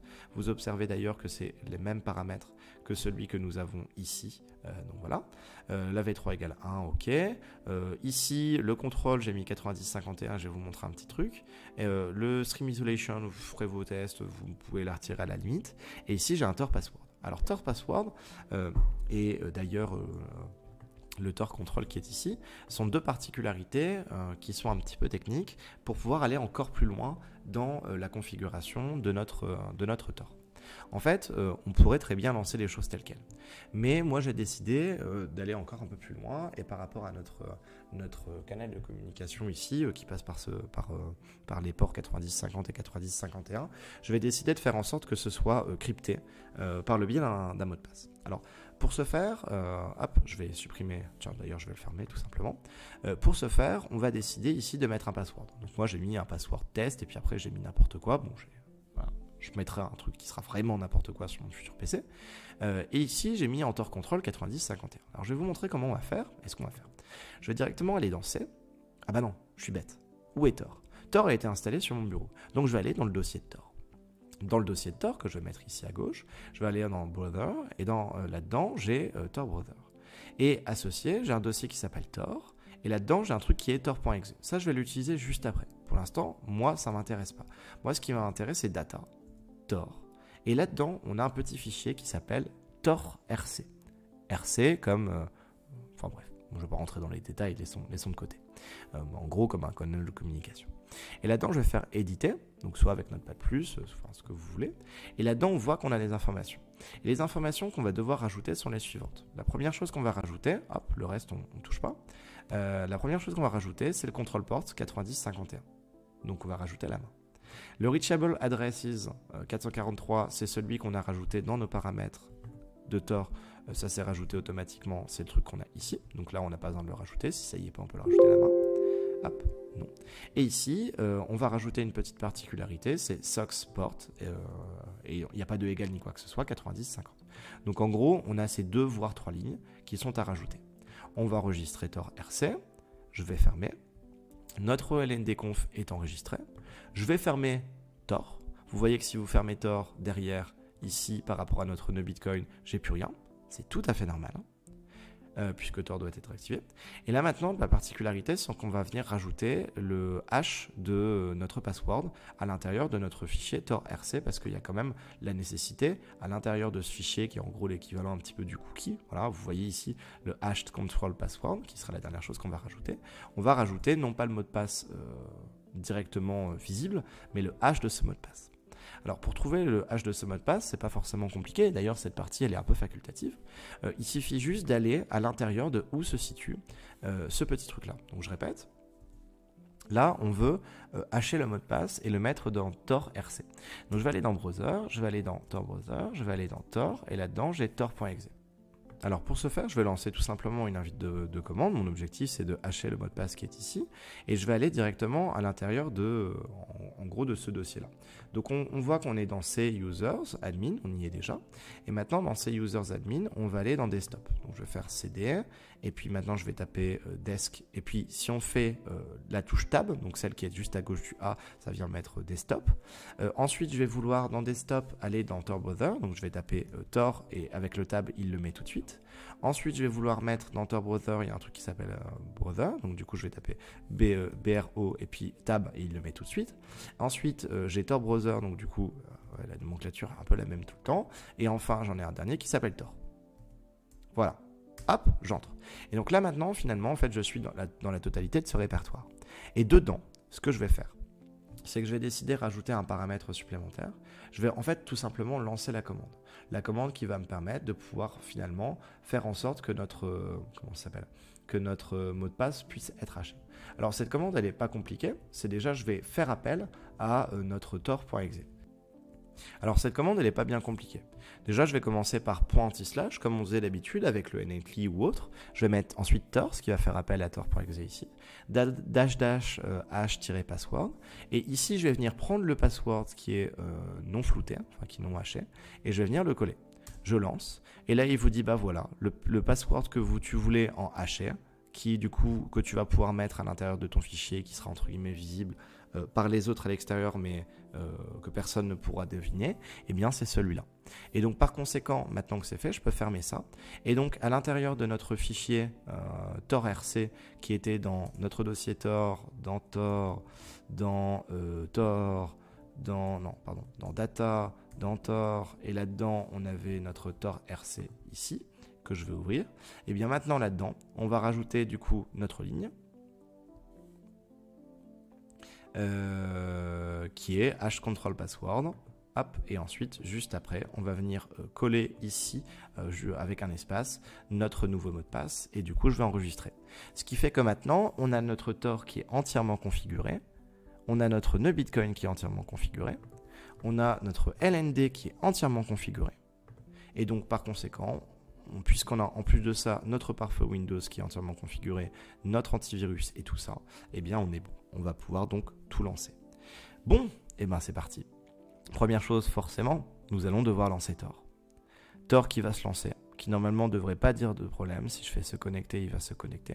S'il vous dit qu'il y a un problème de connexion, c'est peut-être parce qu'au niveau de votre fichier Tor RC sur lequel on vient de rajouter quelque chose, il y a peut-être eu un souci. Donc il y a une nomenclature que vous avez mal respectée. Mais après tout, c'était une étape facultative. Ensuite, une fois que c'est fait, je vais pouvoir lancer... Ah, alors du coup, ici, il dit qu'il y a un petit problème. Quel est le petit problème? Fonctionne déjà. Bah oui, c'est bête. Ici, j'avais déjà notre nœud Bitcoin qui était en train de tourner. Alors, c'est pas grave. Je vais tout simplement fermer notre nœud Bitcoin. On peut pas avoir deux instances du même nœud en même temps, même si je peux avoir un nœud sur le mainnet et un nœud sur le testnet en même temps. Derrière, il va pouvoir se connecter au réseau directement via Tor, qui est ici. Tor qui ne communique avec l'extérieur que par le biais du port 443.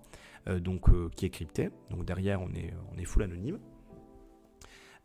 Ok, on va mettre dans les paires, on va vérifier qu'il y a bien une connexion qui s'effectue en oignon. Parfait, donc on est bon. Donc là-dessus, ça c'est boot. Et puis maintenant que tout est fait, eh bien, il ne nous reste plus qu'à lancer directement notre nœud LN. ._lnd.exe.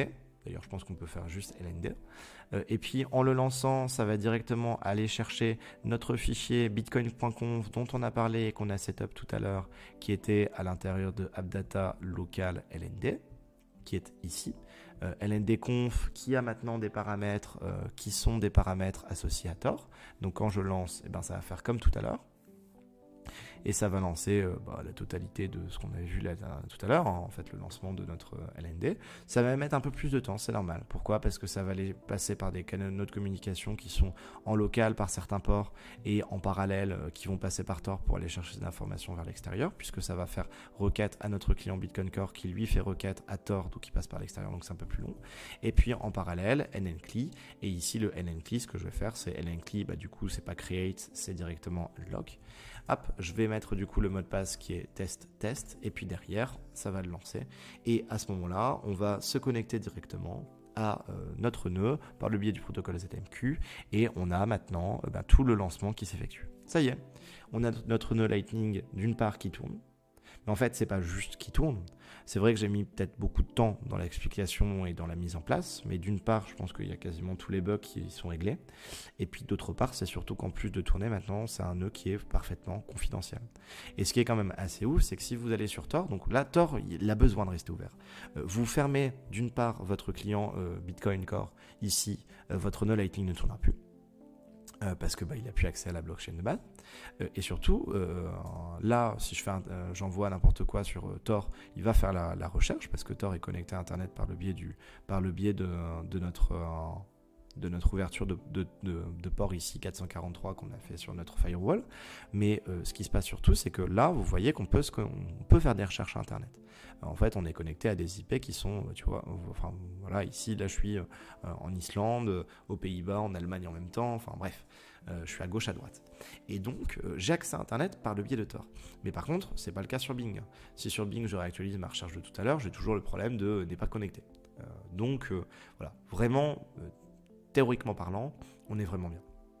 Mais la petite particularité que je voulais vous montrer, c'est que si je ferme ça, ça va plus marcher. Hein. Déjà, mon nœud Bitcoin, il va plus marcher parce que derrière, il est plus connecté. Et donc, on le voit tout en bas, on a une erreur maintenant qui nous dit erreur. Impossible de pouvoir retrouver les Pierce Bootstrap, donc en gros les informations des paires, parce qu'il n'y a plus d'adresse qui est trouvée. Tout simplement pourquoi? Parce qu'en fait, derrière, on n'est plus connecté à Tor. Tout simplement. Et donc à ce moment-là, il faudrait relancer Tor pour que notre nœud de nouveau Bitcoin vienne de nouveau à se connecter. Et une fois que notre nœud Bitcoin est de nouveau connecté à Tor, à ce moment-là, il va aller chercher les informations. Et à ce moment-là, il va se reconnecter. Et donc notre nœud Lightning se reconnaîtra aussi. Hop. Vous voyez, on va juste attendre 2 petites secondes pour que vous puissiez voir un petit peu ce qu'il en est. Et après, je terminerai cette vidéo en allant un tout petit peu plus loin par rapport à un point. J'ai maintenant ceci. Donc ça, c'est bon. Et maintenant, vous voyez, ici, il est en train de se relancer. Hop. Et donc, on a notre Lightning. Et on est bon. Alors, on pourrait aller un petit peu plus loin. Je vais vous parler de 2 points. Premier point, au niveau des paramètres du fichier Bitcoin.conf, il y a plein de lignes qu'on peut mettre en plus. Personnellement, je ne les ai pas toutes testées. Je ne sais pas encore à quoi véritablement elles correspondent. D'ailleurs, shrink debug file. Ici, je l'ai déjà mise. Ah non, c'était debug file, pas debug log. Donc je vais les laisser comme ça. Donc il y a des trucs qu'on pourrait mettre en plus. Je vais pas en parler. Je suis pas sûr que ce soit forcément nécessaire. Ici, dans la partie LNDconf, pareil, il y a plein d'informations qu'on peut rajouter. Pareil, j'y ai pas encore touché, donc je ne sais pas trop véritablement ce que ça donne, et je laisse de côté. Vous voyez que je les ai mis avec un hashtag devant pour pas que ce soit utilisé, mais je pense que de toute façon, il y a un setup au niveau des nœuds Lightning qui est important, et donc sur lequel il faut faire attention, et donc de ce fait, il y a des tests à réaliser. Point par contre que je n'ai pas encore développé en détail, c'est que on a dit tout à l'heure que sur ce PC, nous n'avions pas un nœud, un full node, mais nous avions un nœud pruné. Ce que ça veut dire, c'est que notre nœud ne dispose pas de l'entièreté de la blockchain. Par conséquent, comme c'est un nœud qui est pruné et qui n'a que sur ce PC 60 Go de la blockchain, il y a un point sur lequel il va falloir vraiment faire attention. C'est que si, par exemple, on décide, là maintenant tout de suite, d'ouvrir un canal, ok, donc on ouvre un canal, par conséquent on réalise une transaction on-chain. La transaction, qui va être comprise dans le prochain bloc ou dans l'un des prochains blocs, fera bien partie de ces 60 Go. Mais imaginons que ces 60 Go, ça ne dure que 1 an. Et que dans 1 an et 1 mois, notre channel est encore valide, c'est-à-dire est encore ouvert, on ne l'a pas clôturé, il fonctionne entre guillemets encore. Eh bien, si derrière, on n'a plus le bloc associé, enfin le bloc et les blocs suivants associés à l'ouverture de notre canal, alors dans ce cas-là, ça va poser problème et notre configuration va être un souci. Donc c'est pour ça qu'il y a cette petite difficulté en plus lorsqu'on possède un nœud pruné, c'est de véritablement avoir finalement, comment je vais le dire de manière vulgarisée et simple, avoir sur votre ordinateur tous les blocs à partir du bloc de la première ouverture de canal, tout simplement. Donc là, typiquement, j'ai encore ouvert aucun canal, je peux avoir finalement juste le dernier bloc, c'est tout. Mais si j'ai ouvert un canal il y a 1 mois et qu'il y a 1 mois, j'étais au bloc 850 000 de la blockchain Bitcoin, et ben il faut que j'ai les blocs 850 000 et tous ceux d'après, forcément. Donc ça, c'est un point qu'on peut avoir en tête et qui est, je pense, quand même important. La dernière chose pour terminer, c'est les petits trucs qu'on peut faire ici. Alors je vais cacher ce qui est à gauche. Alors il y a toujours des trucs qui sont rigolos quand on regarde notre nœud. On est quand même allé loin dans le théorique. C'est que je peux faire différentes commandes. Alors déjà, je peux faire un petit help. Et là, j'ai toutes les commandes. Donc ça prend forcément un peu plus de temps parce qu'on passe par différents ports ou par Tor si on fait des requêtes vers l'extérieur. On a déjà la commande help qui va nous permettre d'avoir toutes les informations qu'on veut. Vous voyez, il y a beaucoup de choses. Alors, il y a des informations déjà getInfo qui va nous permettre par rapport à là maintenant tout de suite. Donc, du coup, je vais refaire la même commande. Hop. Et on va faire un petit peu joujou avec tout ça. Et là, vous avez plein d'informations. Vous avez la pubkey qui n'est évidemment pas donnée, même si malheureusement elle sera présente, l'alias, la color, enfin bref, les channels, la hauteur du bloc, le bloc actuel. On a des informations par rapport au potentiel pire ou plutôt à ce que vous avez décidé dans les paramètres de votre node. Donc ça, c'est des points qui peuvent être intéressants, notamment pour vérifier que votre node est bien en ligne avec la pubkey. Ensuite, en plus de ça, on pourrait s'intéresser à... alors, qu'est-ce qu'on pourrait faire? Stop, ça, j'ai pas envie. Open Channel, ça, ce sera pour plus tard. Autopilot, vous avez vu que dans le LNDconf, j'avais dans les trucs en plus pas encore utilisé Autopilot, ça sera pour plus tard. Graph, donc en gros, ça va nous donner toutes les informations par rapport aux connexions à gauche à droite. C'est très, très, très, très long. Get Node Information, c'est pour un spécifique node. Get Channel Info, c'est pareil, il faut l'ID du channel, donc ça OSEF. Les invoices, on ne va pas en parler maintenant. Les macarons, c'est par rapport à la connexion qu'on a actuellement sur le wallet sur notre PC. Donc quand je parle de macaron et de connexion sur wallet, maintenant je parle de wallet Lightning. Là-dessus, je m'en fiche. Neutrino, j'en parle pas. On-chain, alors on a une estimation des fees. Je crois que c'est estimate fee. Qui peut être intéressante et qui peut nous donner une idée, c'est ce qu'on a d'ailleurs sur A5, hein. Si vous avez Phoenix, il y a une estimation des fees qui est disponible et qu'on peut observer. On peut envoyer on-chain des coins, voilà, interact with the Bitcoin blockchain. Alors ensuite, on peut faire d'autres choses. Bon, je tentais les estimate fees, mais visiblement, ils passent pas. En fait, finalement, c'est un peu comme le canal de communication, la console qu'on a ici, où on peut faire pas mal de choses. On peut avoir un get block, je sais pas, qu'est-ce qu'on va prendre, get block, hop, ouais, non, je suis bête. Alors, il est où?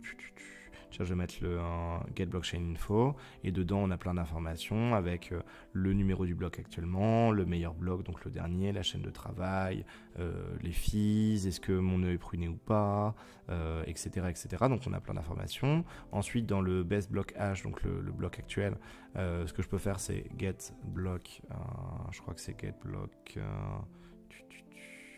et là je crois que je dois mettre le hash, et donc du coup ici il me sort toutes les transactions qui sont associées à ce bloc là. Hop. Je vais descendre pour vous montrer. Ici, vous avez donc dans ce bloc le hash, le Merkle root, le time, la médiane, le bit, la difficulté, chaîne de travail, etc. Et là, toutes les transactions, dont la première est la Coinbase. Donc en gros, on peut faire plein de choses là-dessus. On peut interagir de la même manière en faisant lncli chain.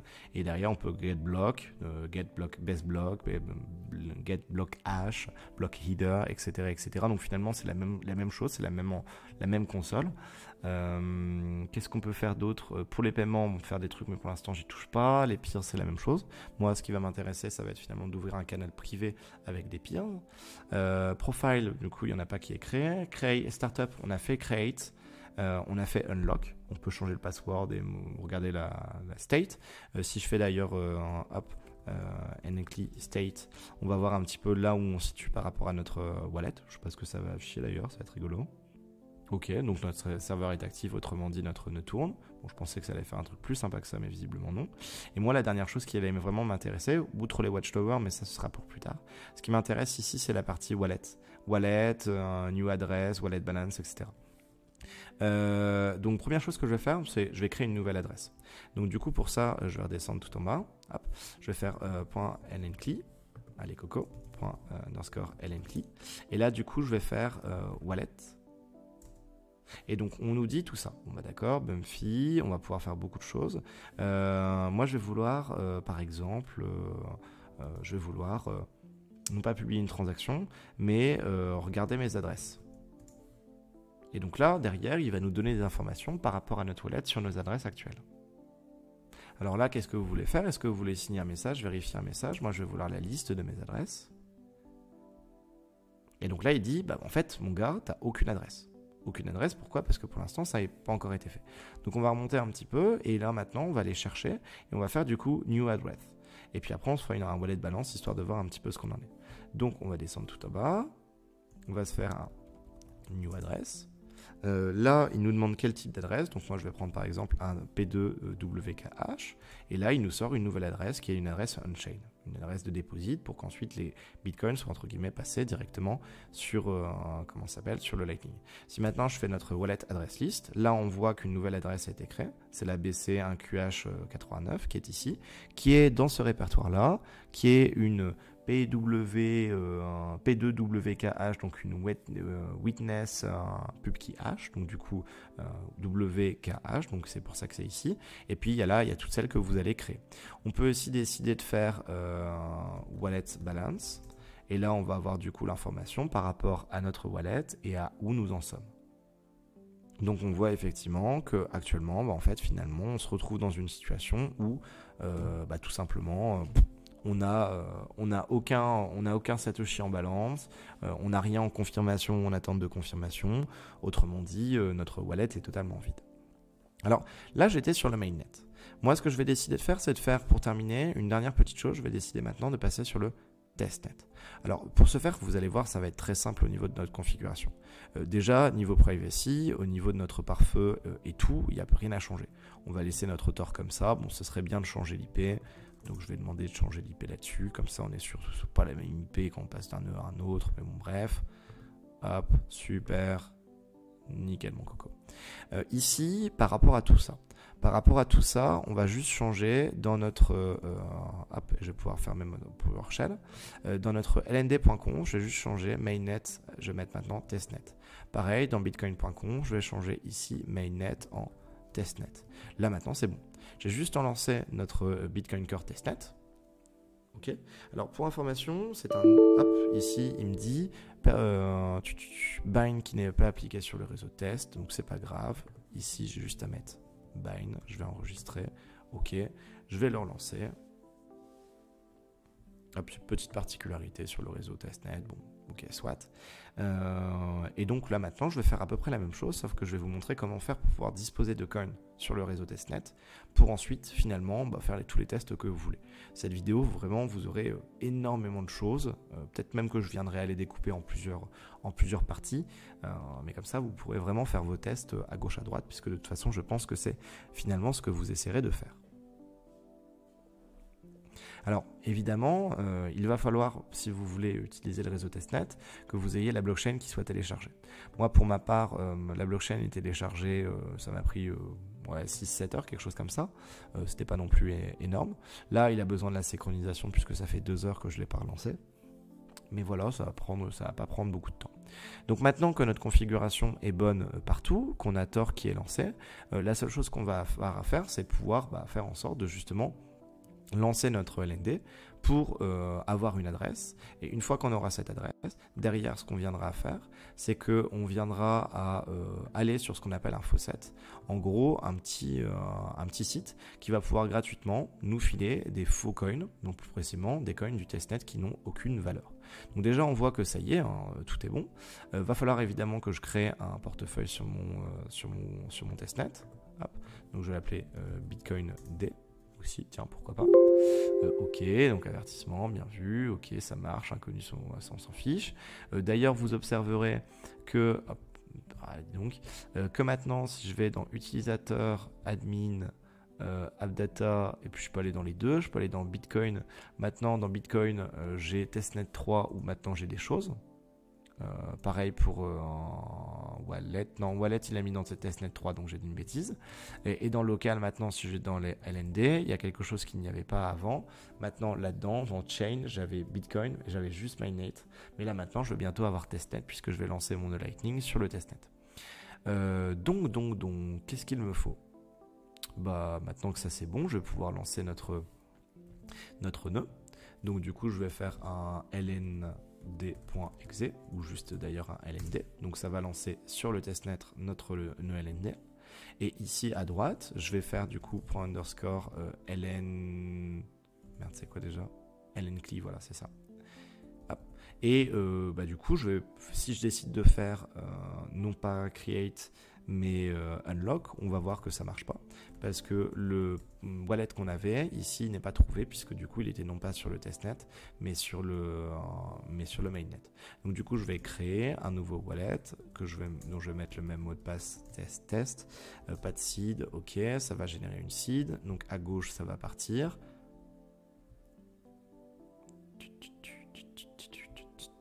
Hop, ça y est, notre nœud Lightning est lancé et là maintenant il se connecte. Et donc c'est maintenant que vous voyez que ici, un nouveau truc à changer, c'est que dans notre dossier LND, maintenant on a un truc qui s'appelle testnet avec notre wallet.db qui est associé au wallet que nous venons de créer sur le testnet. Super. Donc ça veut dire que concrètement sur le testnet ça fonctionne. Je vais ici. Et donc là il nous dit tiens quel type d'adresse tu veux, donc je vais demander une P2WKH. Ok, et voici mon adresse. Ok.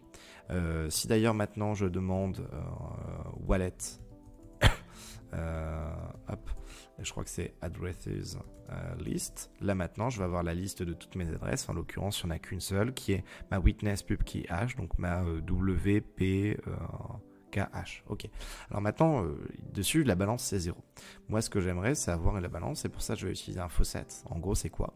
C'est un petit site qui va nous envoyer gratuitement du Bitcoin. Plus précisément, ici, c'est du Bitcoin testnet. Donc, c'est du Bitcoin qui est gratuit. Alors, on a tout souvent un petit captcha ou plusieurs captchas à faire. C'est possible que j'en ai plusieurs à faire ici. Pour une raison qui est assez simple, c'est qu'en fait, je me retrouve sur Tor.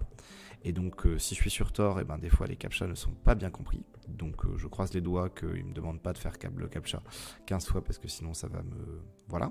En fait, c'est juste qu'ils considèrent qu'avec cette adresse IP-là, je suis un bot, donc tant pis.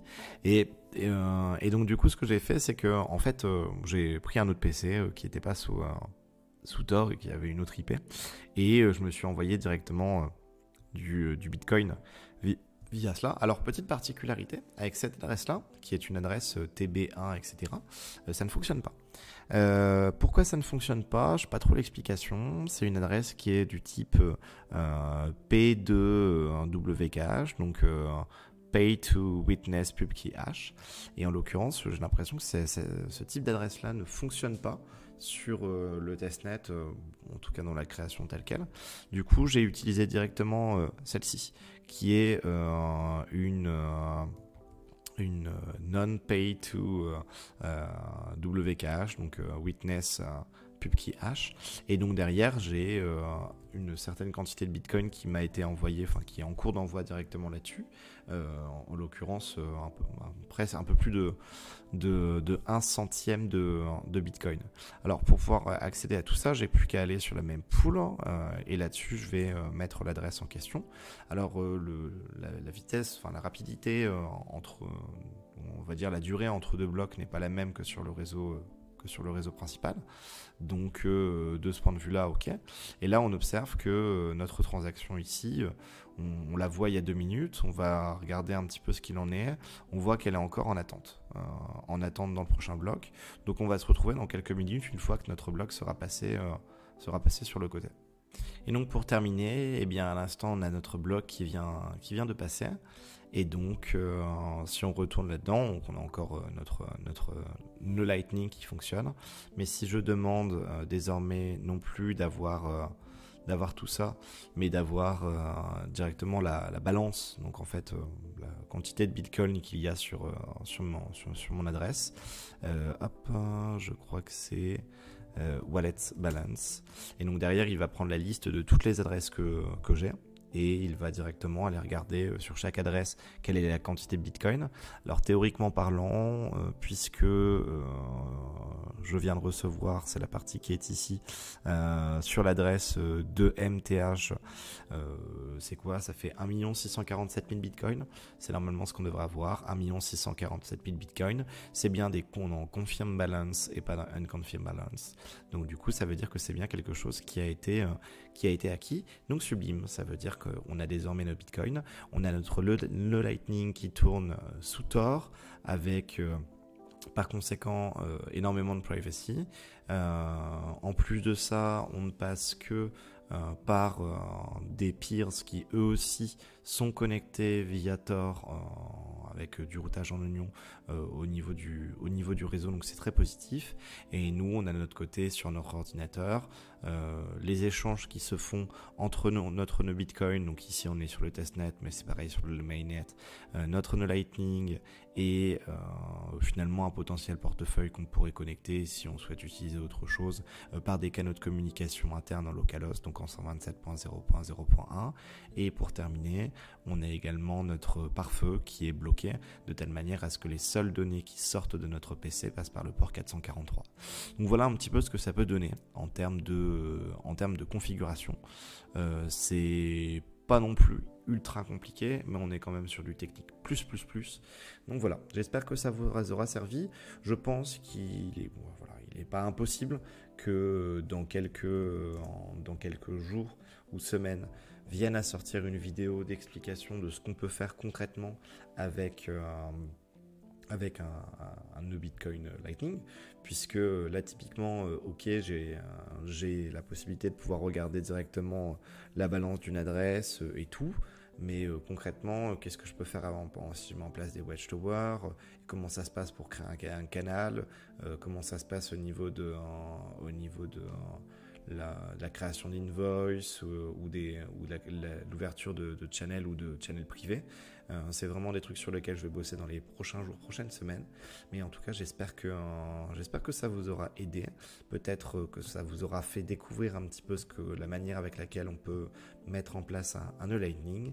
Et puis, si vous avez des questions ou autres, n'hésitez pas à poster dans les commentaires et à partager cette vidéo. Sur ce, je vous dis à la prochaine. Ciao, ciao.